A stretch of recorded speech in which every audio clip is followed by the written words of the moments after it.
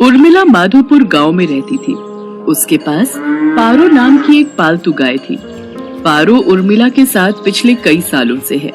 पति के देहांत के बाद इसी गाय के सहारे उर्मिला ने अपने परिवार को चलाया। उसकी गाय का दूध पूरे गांव में मशहूर था। गांव के सभी लोग उर्मिला से ही दूध लेते थे। उर्मिला का बेटा शहर में पढ़ता था। वहीं उसे पूनम नाम की एक लड़की से प्यार हो गया और उसने अपनी माँ को बिना बताए पूनम से मंदिर में शादी कर ली।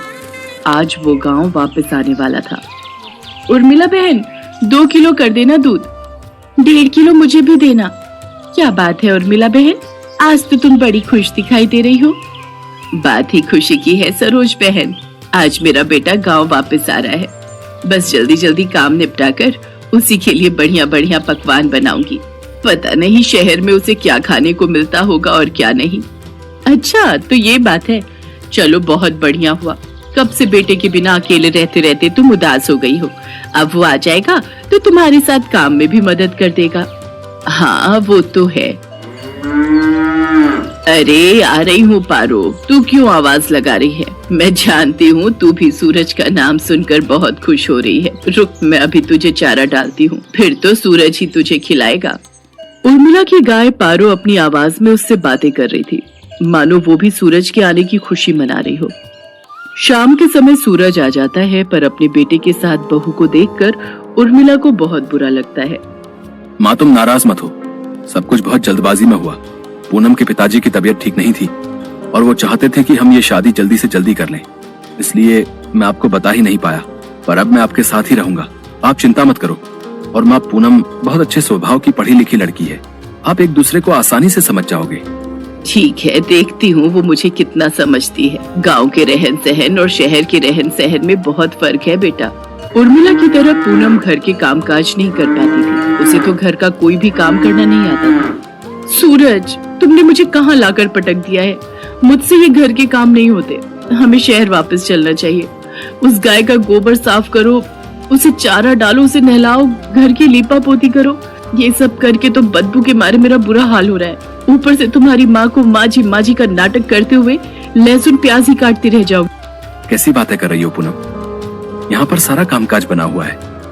मैं तो यहाँ पर बढ़िया सी डेयरी खोलने की सोच रहा हूँ। दूध, घी, पनीर, दही और कुछ खास मिठाइयों की बहुत ही बढ़िया डेयरी खुल जाएगी। हमारी अच्छी खासी कमाई हो जाएगी। शहर में घर का किराया, खर्चा पानी कितना ज्यादा है। वहां पर मुझे काम सेट करने में ही सालों गुजर जाएंगे।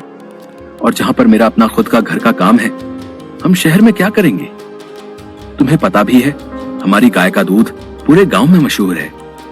सोचो हम कितना कमा लेंगे। और फिर हमारे यहाँ रहने से माँ को भी सहारा रहेगा। वो बेचारी अकेले काम नहीं संभाल पाती है। अच्छा तुम काम करो, मैं थोड़ी देर बाजार होकर आता हूँ। कह तो सूरज ठीक ही रहे हैं। शहर में काम करने के लिए पैसों की भी जरूरत होगी। यहाँ पर तो अपना मकान, अपना काम है और फिर हमें तो पैसे कमाने से मतलब है। कुछ सालों में अच्छे पैसे कमा लिए तो बाद में शहर जाकर बस जाएंगे। पर मुझे किसी भी तरह से सासू माँ से अलग होना है ताकि उस गाय पर मेरा कब्जा हो जाए। पता नहीं, माँ जी तो बहुत चालाक है, कितने पैसे अपने अंदर करके बैठी होंगी। पूनम को पता था कि सूरज गांव में ही काम बढ़ाने वाला है, इसलिए वो अलग होने के रास्ते ढूंढने लगी। सूरज, सुबह से काम कर करके मैं थक गई हूँ। मेरे आने के बाद माँ जी ने घर के सारे काम मेरे ही जिम्मे डाल दिए हैं। गाय को नहलाना, धुलाना, गोबर साफ करना, चारा डालना, सारी देखभाल तो मैं करती हूँ। और दूध बेचने के टाइम पर माँ जी गल्ला लेकर तखत पर खुद बैठ जाती हैं। ऐसे थोड़ी होता है। मैं अब और बर्दाश्त नहीं कर सकती। जब मैं इतना काम कर रही हूँ तो फिर मैं अलग ही रहूंगी। मुझे माँ जी के साथ नहीं रहना। और हाँ, उस गाय पर मेरा हक है। मुझे तो बस बंटवारा चाहिए, गाय का बंटवारा। पूनम इतनी जोर जोर से चिल्लाकर ये बात कह रही थी कि उसकी बात उर्मिला के साथ साथ पड़ोसियों ने भी सुन ली और सब वहाँ आ गए। बहू, बंटवारा? वो भी मेरी पारो का? मेरे जीते जी ऐसा कभी नहीं होगा। और तुम जानती ही क्या हो पारो के बारे में? उसे मैंने बहुत प्यार से पाला है, उसकी देखभाल की है।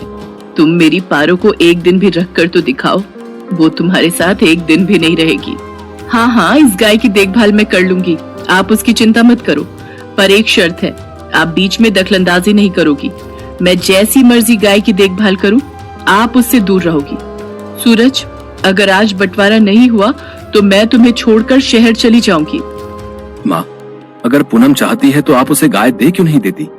उसे एक बार कोशिश करने तो दो। कहीं ऐसा ना हो आप दोनों के झगड़े में मेरी शादीशुदा जिंदगी खराब हो जाए। सूरज बेटा, एक माँ कभी नहीं चाहती कि उसके बच्चों का घर खराब हो। अगर बहू की यही इच्छा है तो आज से मैं अपनी पारो बहू के हवाले करती हूँ। उर्मिला बहन, इतने सालों से हम देख रहे हैं पारो को तुमने बहुत लाड प्यार से पाला है। कहीं ऐसा ना हो बंटवारे के चक्कर में एक निर्दोष जानवर परेशान हो जाए। सब गांव वाले भी क्या समझाते। पूनम तो बंटवारे की जिद पर अड़ गई थी और ऐसा ही हुआ। गाय अब पूरी तरह से पूनम के हवाले थी। सूरज गांव में डेयरी खोलने की व्यवस्था के काम से शहर चला जाता है। पूनम तो आलसी थी। उसने गाय के प्रति लापरवाही दिखाना शुरू कर दिया। वो सुबह उठकर ना तो गाय का गोबर साफ करती थी, न उसे नहलाती धुलाती थी और न ही उसे समय पर चारा देती थी। इसी कारण गाय के आसपास बदबू फैलने लगी और मक्खियां, मच्छर, कीड़े मकोड़े आने लगे। गाय को समय पर चारा नहीं मिलता था। वो कमजोर हो गई। पूनम सारा दिन सोती रहती और खाती पीती रहती। गाय ने दूध देना भी बंद कर दिया। एक दिन गाय बेहोश होकर जमीन पर गिर गई। ये देखकर पूनम घबरा गई। सूरज उसी समय शहर से आया और वो भी घबरा गया। उसने उर्मिला को आवाज लगाई।